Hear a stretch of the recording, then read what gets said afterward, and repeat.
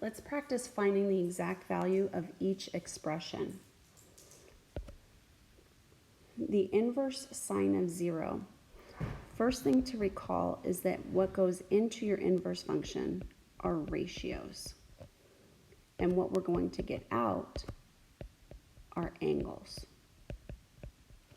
So I start by drawing my partial unit circle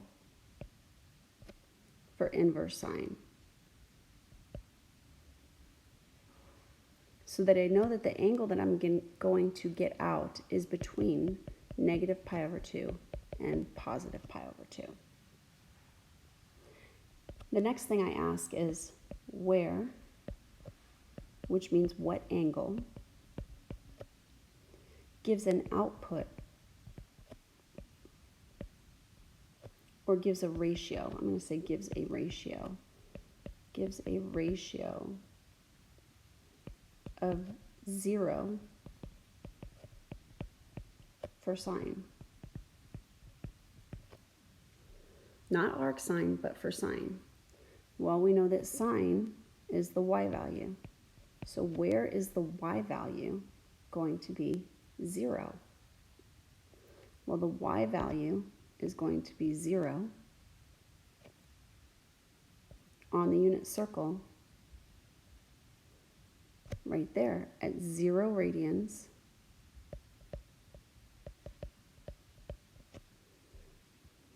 Therefore, the inverse sine of 0 is equal to 0. Therefore, the inverse sine of 0 equals 0. I'll be honest, that's a tough one. That is indeed a tough one. Let's do another. Inverse cosine of 0. This one seems a little tough too, but I think once we get a couple of these out of the way, you're going to feel much better. You'll get used to it. Just remember that what you're putting into your inverse function are the ratios, and what you're going to get out are the angles.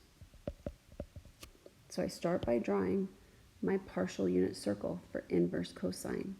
My partial unit circle is that half circle that goes in quadrants 1 and 2. Now, where is the cosine function going to have a ratio of 0? Well, the cosine function is your x value. So where is the x value? 0. Where is that ratio? 0. Well, the x value is going to be 0 along this curve right here, 0, 1. And we know that that location is pi over 2 radians. So the inverse cosine of 0 is equal to pi over 2.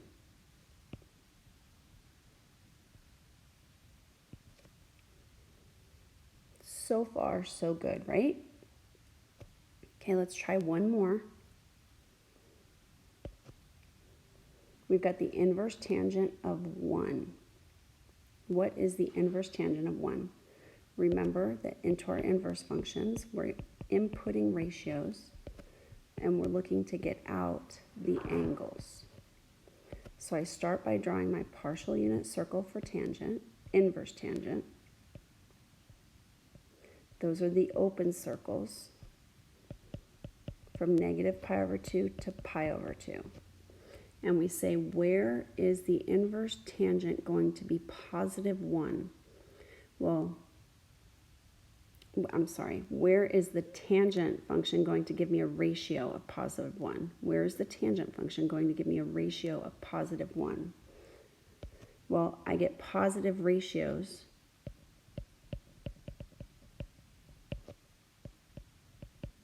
in quadrant 1. I get negative ratios for tangent in quadrant 4. So we know that we're talking about an angle between 0 and pi over 2. The inverse tangent of 1 is when x and y are the same value. When is x and y going to be the same value? When we have square root of 2 over 2, square root of 2 over 2. and that's your pi over 4 angle. So the inverse tangent of 1 is equal to pi over 4. And I'm going to draw that right here. There's your pi over 4.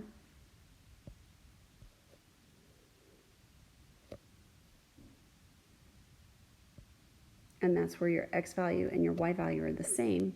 Remember, tangent is y over x.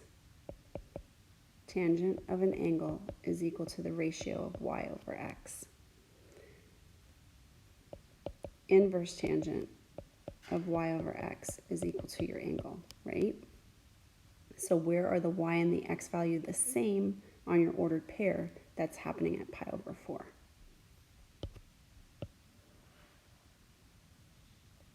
Okay, we're going to come back and we're going to work with some more problems. You can see right here what the ratios are going to look like. Super important for you to know those ordered pairs on the unit circle so that you can go through these with ease. So if you need to reproduce the unit circle, study that, have it out so that you can refer to it. That would be very helpful. At some point, you're going to want to memorize it so that you can do these problems without looking at your notes.